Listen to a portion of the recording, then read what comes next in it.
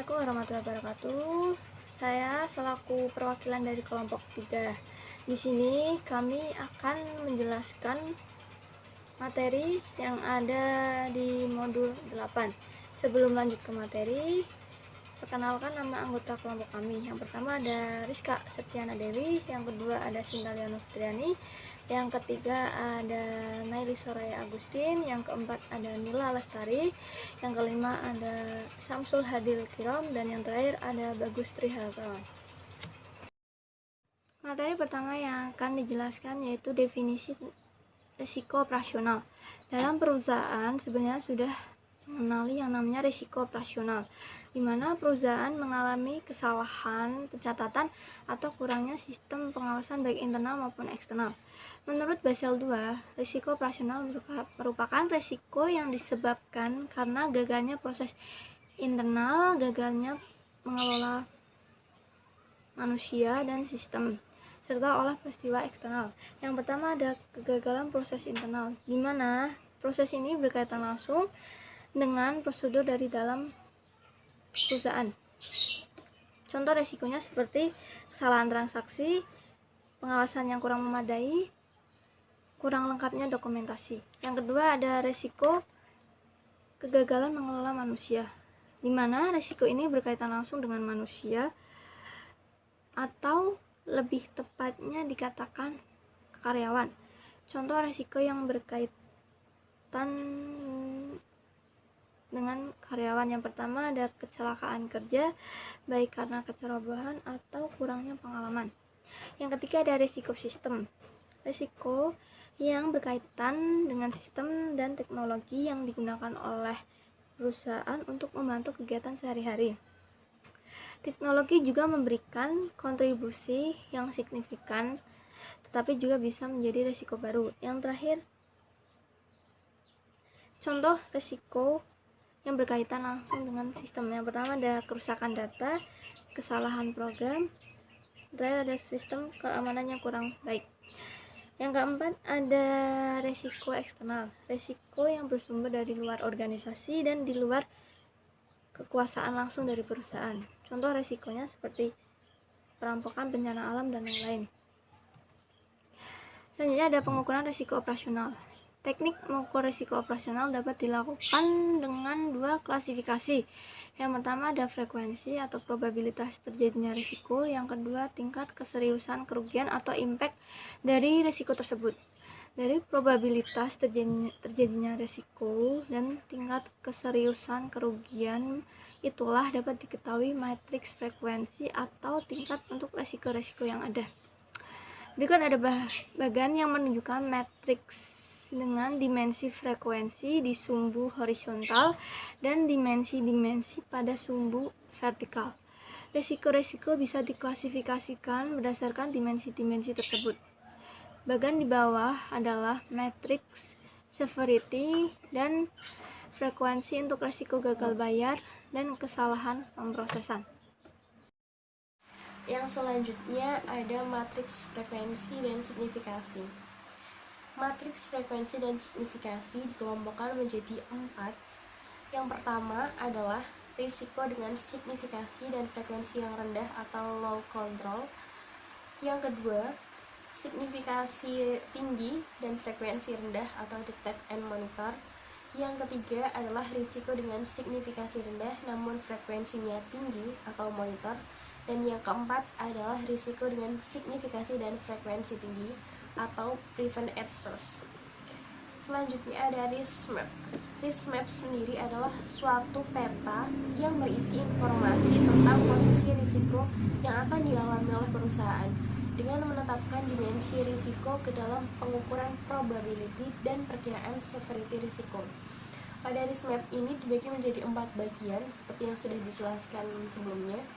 Ada kuadran 1 sampai dengan kuadran 4, di mana kuadran 4 ini menggambarkan risiko dengan signifikasi rendah dan juga frekuensi rendah. Pada kuadran 2 menggambarkan risiko dengan signifikasi tinggi namun frekuensinya rendah. Kuadran 1 menggambarkan risiko dengan signifikasi dan frekuensi yang tinggi, dan kuadran 3 menggambarkan risiko dengan signifikasi rendah namun frekuensinya tinggi. Selanjutnya, menghitung kerugian. Ada 3 cara menghitung kerugian yang diharapkan dapat dilakukan melalui perhitungan secara langsung, melalui pendekatan analitis, maupun dengan pendekatan simulasi. Kerugian yang diinginkan adalah dengan cara perhitungan langsung. Untuk menghitung kerugian yang diharapkan jika risiko tertentu muncul, rumusnya kerugian yang diharapkan sama dengan frekuensi atau probabilitas dikali severity atau besarnya kerugian. Contohnya pengumpulan data histori untuk melihat lapangan kerja selama 12 bulan. Kerugian yang diharapkan sama dengan frekuensi atau rata-rata frekuensi yang telah dicetak merah, lalu dikali severity atau kerugian, sama dengan 5,25 dikali 2,4 juta rupiah sama dengan 12,6 juta rupiah. Dari data di atas menunjukkan bahwa rata-rata kecelakaan setiap bulannya sebesar 5,2 kali dengan rata-rata kerugian mencapai 12,6 juta rupiah per bulan atau 2.412.698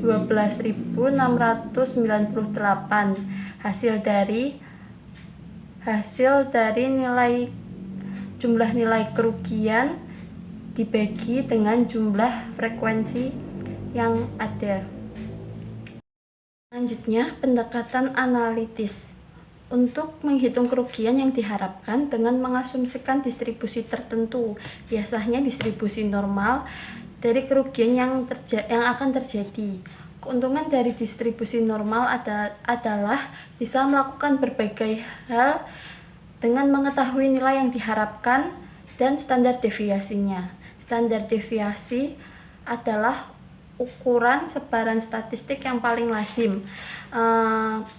Contohnya investasi yang mengharapkan keuntungan.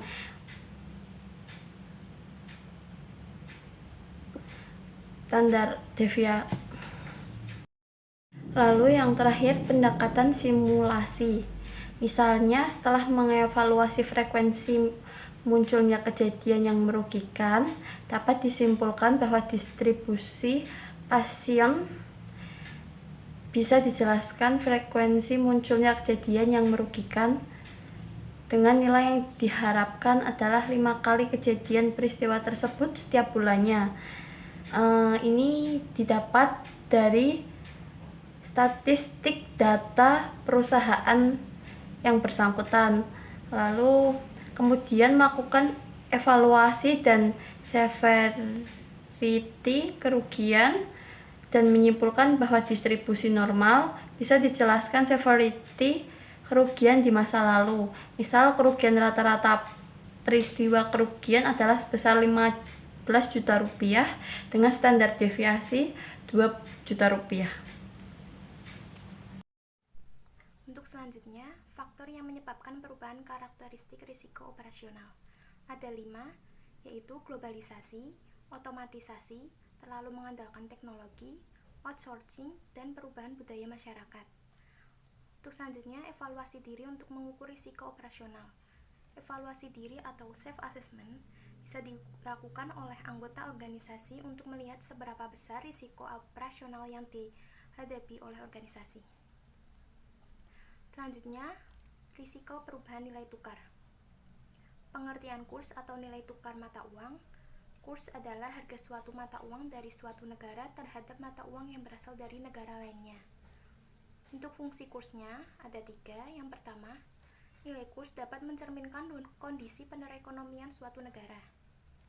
Yang kedua, jika perekonomian suatu negara sedang dalam kondisi yang baik, maka nilai tukar mata uang negara tersebut cenderung menguat terhadap mata uang negara lainnya atau biasa disebut dengan apresiasi. Yang ketiga, begitu sebaliknya, jika kondisi perekonomian suatu negara sedang buruk, maka biasanya nilai tukar mata uang negara tersebut cenderung melemah terhadap mata uang negara lainnya atau biasa disebut dengan depresiasi. Selanjutnya ada perbedaan sistem nilai tukar. Bisa dilihat tabel berikut ini. Untuk sistem nilai tukar pada sistem kurs bebas, jika saat mengalami mata uang menguat, maka biasa disebut dengan apresiasi. Terus untuk mata uang melemah, maka depresiasi. Untuk sistem kurs tetap, jika mata uang menguat, maka dilakukan revaluasi, dan untuk mata uang melemah, maka dilakukan dengan devaluasi. Untuk keterangan lebih lengkapnya, sebagai berikut. Sistem kurs bebas biasa disebut dengan kurs yang bergerak naik turun sesuai dengan mekanisme pasar. Untuk sistem kurs tetap, yaitu perubahan kurs dilakukan pemerintah secara resmi. Dan untuk apresiasi, yaitu terjadi apabila nilai tukar sebuah mata uang terhadap mata uang lainnya mengalami penguatan. Untuk depresiasi, yaitu terjadi apabila nilai tukar sebuah mata uang terhadap mata uang lainnya mengalami pelemahan. Untuk revaluasi, yaitu tindakan yang dimiliki oleh pemerintah suatu negara dengan menaikkan nilai mata uangnya terhadap nilai mata uang asing. Untuk devaluasi, yaitu tindakan yang diambil oleh pemerintah suatu negara dengan menurunkan nilai mata uangnya terhadap nilai mata uang asing. Dan berikut adalah contoh apresiasi dan depresiasi rupiah terhadap dolar, di mana pada kolom kedua rupiah melemah dari angka Rp10.000 per dolar pada awal tahun ke angka Rp12.000 per dolar. Hal tersebut menunjukkan bahwa dolar mengalami apresiasi terhadap rupiah sebesar 20%, sedangkan rupiah mengalami depresiasi terhadap dolar sebesar 16,67%. Tanda positif berarti penguatan, sedangkan tanda negatif berarti pelemahan. Pada kolom ketiga, rupiah mengalami penguatan terhadap dolar. Berikut adalah faktor-faktor yang menyebabkan perubahan kurs. Yang pertama adalah perbedaan inflasi. Ketika inflasi sebuah negara lebih tinggi dari negara lain, maka nilai mata uangnya akan melemah atau cenderung mengalami depresiasi. Dan berikut adalah rumus untuk menghitung kondisi purchasing power parity. Dan berikut adalah contoh soal perbedaan inflasi. Kurs awal rupiah terhadap dolar adalah Rp10.000 per dolar. Inflasi yang terjadi di Indonesia dan Amerika Serikat adalah 20% dan 5%. Maka kurs rupiah terhadap dolar adalah Rp11.429 per dolar. Di mana kurs pada akhir tahun rupiah mengalami depresiasi atau pelemahan nilai mata uang terhadap dolar Amerika Serikat. Faktor yang mempengaruhi nilai tukar yang kedua adalah perbedaan tingkat bunga. Dibedakan menjadi dua, yaitu tingkat bunga nominal dan tingkat bunga real. Dan berikut adalah rumus untuk menghitung kondisi paritas International Fishery Effect.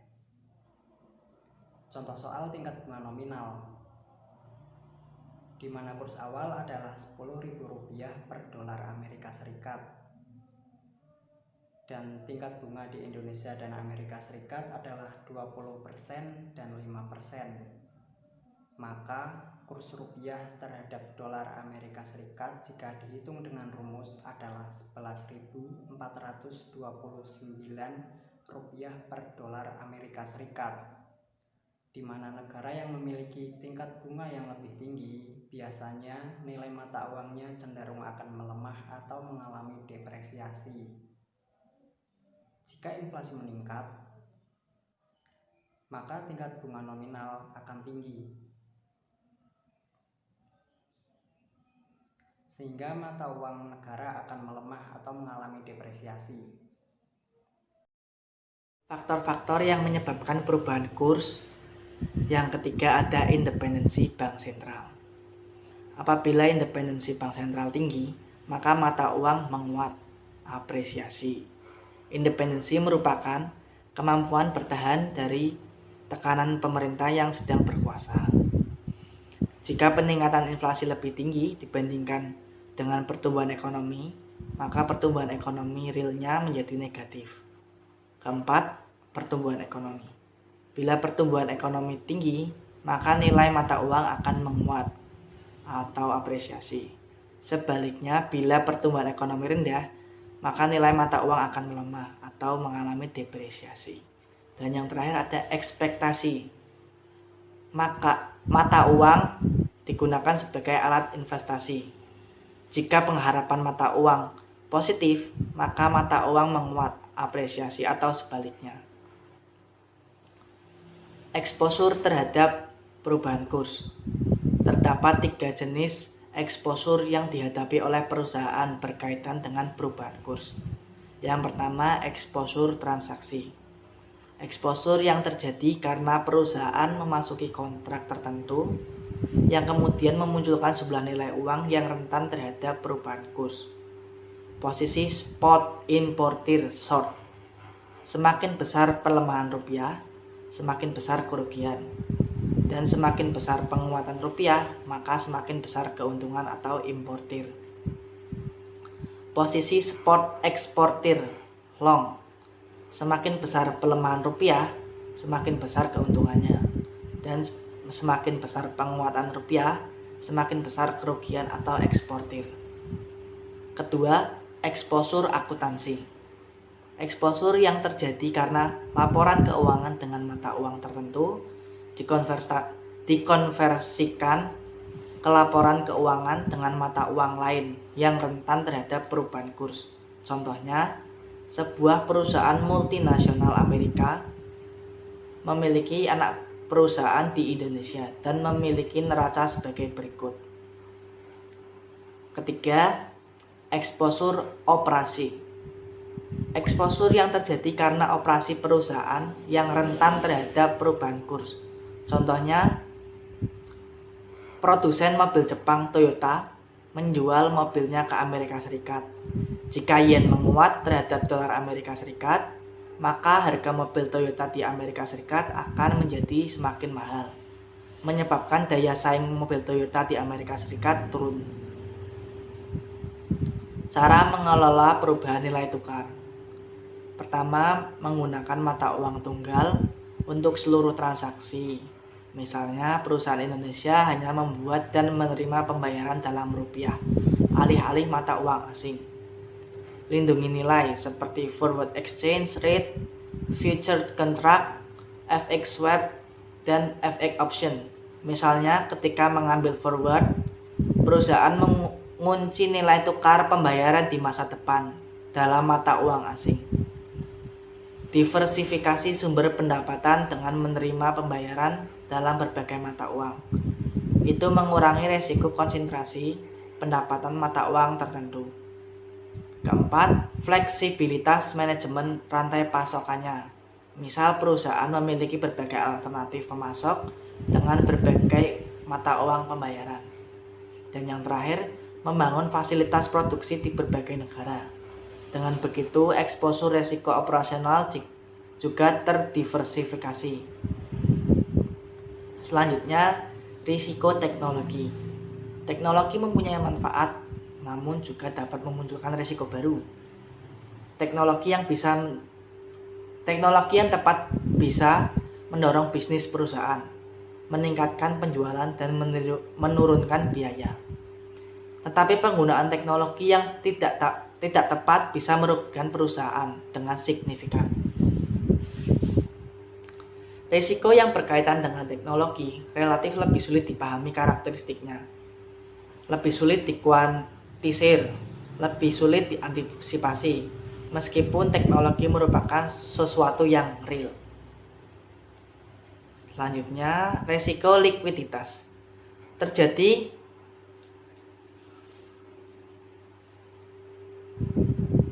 jika perusahaan mengalami kesulitan membayar kewajiban jangka pendek. Jika risiko likuiditas tidak ditangani dengan baik, risiko tersebut bisa meningkat menjadi risiko solvabilitas atau solvency risk yang bisa mengakibatkan kebangkrutan perusahaan. Rasio lancar dan exit ratio untuk mengukur risiko likuiditas tersebut. Yang pertama, risiko lancar sama dengan aktiva lancar dibagi hutang lancar. 2. Exit ratio sama dengan aktiva lancar dikurangi persediaan dibagi hutang lancar. Likuiditas yang lebih besar. Risiko likuiditas bank bersumber dari sisi aset dan sisi pasifa. Sisi aset, jika bank memberikan jaminan atau komitmen untuk memberikan hutang sejumlah tertentu di masa mendatang, misal 3 bulan. Sisi pasifannya, sumber dana sebagian besar berasal dari dana pihak ketiga dalam bentuk tabungan dan deposito. Terakhir ada risiko politik, sovereign risk. Risiko politik merupakan kejadian di negara tujuan investasi yang bisa mengganggu aliran kas perusahaan multinasional. Risiko politik merupakan garis kontinum dari politik ringan sampai ke paling berat. Salah satu indikator untuk melihat risiko politik di suatu negara adalah risiko negara, country risk. Beberapa lembaga menerbitkan risiko negara. Negara di dunia, mulai dari negara dengan risiko rendah, tinggi, sampai terlarang. Perusahaan multinasional akan memperhatikan risiko negara. Jika mereka memutuskan untuk melakukan investasi di negara tersebut. Terima kasih. Sekian presentasi dari kelompok kami. Apabila ada kesalahan kata dan tutur kata, mohon maaf. Wassalamualaikum warahmatullahi wabarakatuh.